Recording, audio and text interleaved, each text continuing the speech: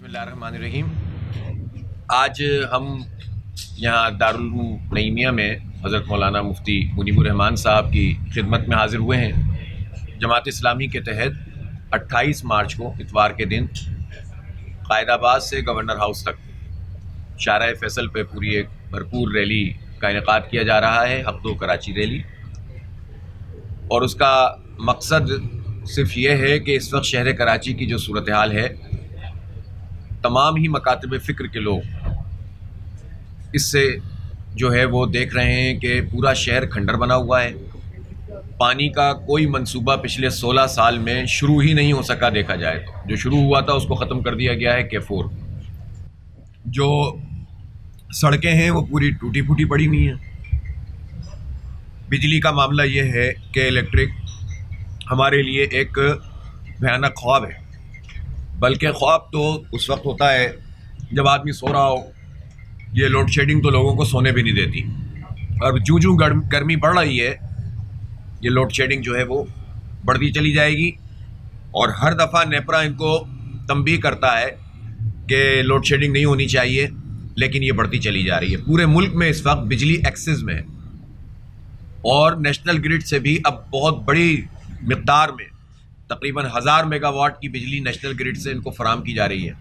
اس کے باوجود یہ اپنے آئل والے پلانٹ نہیں چلاتے، اور دوسری بات یہ کہ انہوں نے ٹرانسمیشن پہ اور ڈسٹریبیوشن پہ انویسٹمنٹ نہیں کی، جو معاہدے کا حصہ تھا، جس کے نتیجے میں یہ تباہی ہے۔ اوور بلنگ اپنی جگہ موجود ہے، ہونا یہ چاہیے کہ اس کا لائسنس کینسل ہو اور لوگوں کو جو ہے وہ ریلیف ملے۔ اسٹیک ہولڈر پر مشتمل کمیٹی بنائی جائے، 51% شیئر گورنمنٹ کے ہوں، اور باقی پھر کمپنیوں کو انوائٹ کیا جائے تاکہ کمپٹیشن ہو، لیکن یہ کام نہیں کیا جاتا۔ اس کا سبب یہ ہے کہ جتنی جماعتیں ہیں وہ سب اس کی سرپرستی کرتی ہیں۔ کوٹا سسٹم میں غیر معینہ مدت کے لیے اضافہ کر دیا گیا، اور کراچی کے نوجوانوں کا کوئی اب سرکاری ملازمتوں میں کوئی مستقبل نہیں ہے۔ ہم اس طرح کی بات کرنا کسی بھی دینی تحریک کے لیے یا قومی سطح پر سوچنے والے لوگوں کے لیے مناسب نہیں ہوتی کہ ہم زبانوں اور لسانی اکائیوں میں لوگوں کو تقسیم کریں، لیکن عملاً صورتحال یہ ہے کہ اگر آپ سندھ سیکریٹریٹ چلے جائیں تو وہاں آپ کو کراچی کی کوئی نمائندگی نظر نہیں آئے گی۔ آپ دفاتر میں چلے جائیں سندھ حکومت کے تحت، اور وہ دفاتر بھی اب کہ جو مقامی حکومتوں کے انہوں نے اپنے قبضے میں لے کر سندھ حکومت کا حصہ بنا لیے ہیں، اس میں بھی بدترین صورتحال ہے، اور لوگوں کا کام نہیں ہو رہا۔ مختلف سوسائٹیز بنی ہوئی ہیں، اس پر قبضے ہیں، لوگوں کو ریلیف نہیں مل رہا، لاکھوں کی تعداد میں لوگ بھاگے پھر رہے ہیں۔ المیہ یہ ہے کہ ان سب مسائل کے اوپر ایک شہری کے لیے کوئی جگہ نہیں ہے جہاں سے اس کو ریلیف ملتا ہو، اور لوگ یہ کہتے ہیں کہ ہمارا کوئی والی وارث نہیں ہے۔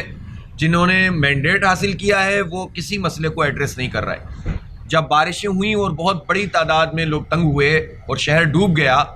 تو عمران خان صاحب آئے اور وزیر اعلیٰ اور مقامی حکومت ان سب کے ساتھ مل کر 1100 ارب روپے کے پیکیج کا اعلان کیا۔ ظاہر ہے وہ پہلے سے چلنے والے وہ منصوبے تھے جو پہلے ہی ہمارے اس پروجیکٹس کا حصہ تھے، انہی کا دوبارہ اعلان کر دیا اور کہا ہم 1100 ارب روپے کراچی کو دے رہے ہیں۔ 5 ارب روپے بھی اس میں سے خرچ نہیں ہوئے۔ سندھ حکومت بھی کراچی پہ پیسہ لگانے کے لیے تیار نہیں ہے۔ آبادی ہماری آدھی گنتی کی گئی ہے اور آدھی کھا لی گئی ہے، جس پر کسی کو پریشانی نہیں ہے، جس سے ہماری نمائندگی کا بھی مسئلہ ہے اور جس سے ہمارے وسائل کا بھی مسئلہ ہے۔ اس لیے ہم یہ سمجھتے ہیں کہ کراچی کے لوگوں کو اس طرح بے یار و مددگار نہیں چھوڑا جا سکتا۔ اگر اس طرح لوگوں کو چھوڑ دیا تو اس کے نتیجے میں فرسٹریشن ہوتی ہے، غلط راستوں پہ نوجوان چلے جاتے ہیں، جب انہیں جابز نہیں ملیں گی، تعلیم کا حال برا ہے، تو پھر ان کو مافیاز اپنے قبضے میں لے لیتی ہیں، اور آپ دیکھیں کہ اسٹریٹ کرائمز بڑھتے چلے جا رہے ہیں دوبارہ سے، اور اسی طرح سے پھر ایسے لوگوں کو لوگ کسی غلط راستے کے اوپر ڈال کر خود ہماری ملک اور قوم کا نقصان کریں گے۔ لہٰذا جماعت اسلامی چونکہ اس شہر کی بڑی اسٹیک ہولڈر ہے، ہم نے اس شہر کی خدمت کی ہے، نعمت اللہ خان صاحب کا زمانہ ہو یا عبدالستار افغانی صاحب کا، اور جب ہمارے پاس کوئی اختیار نہیں ہوتا تب بھی ہم کورونا میں، بارش میں سب کی خدمت کرتے ہیں۔ ہمارے ادارے ہر حال میں جو ہے وہ لوگوں کی خدمت کا فریضہ انجام دے رہے ہیں، اور مسائل کے حوالے سے بھی ہم لوگوں کے مسئلے حل کرانے کے لیے جدوجہد کرتے ہیں۔ اس لیے عوامی دباؤ کو بڑھانے کے لیے، کراچی کے لوگوں کو یکجا کرنے کے لیے، انہیں تقسیم کرنے کے بجائے اکٹھا کرنے کے لیے ایک صحیح آواز جماعت اسلامی نے اٹھائی ہے، اور ہماری یہ تحریک آگے بڑھ رہی ہے، اور اس سلسلے میں 28 مارچ کو انشاءاللہ گورنر ہاؤس تک ہم قائد آباد سے چلیں گے۔ پوری شارع فیصل پر بہت بڑی ریلی ہوگی، شہر بھر سے 11 بڑی ریلیاں اور اس سے پہلے سینکڑوں کی تعداد میں چھوٹے موٹے جلوس جو ہے وہ ان بڑی ریلیوں میں شریک ہوں گے، اور پھر بالآخر وہ شارع فیصل پہ شریک ہو جائیں گے اور گورنر ہاؤس پہ ہی ہم آئندہ کے لائے عمل کا اعلان کریں گے۔ مفتی منیب الرحمان صاحب ہمارے لیے بہت معزز، بہت محترم، اور ان کا اور کراچی کا ایسا ساتھ ہے کہ یہ خود ہی بتائیں گے کہ یہ کراچی سے کیا وابستگی رکھتے ہیں۔ ہم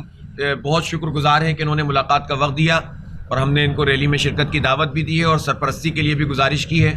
تو آپ نے اس سرپرستی کو قبول فرمایا ہے۔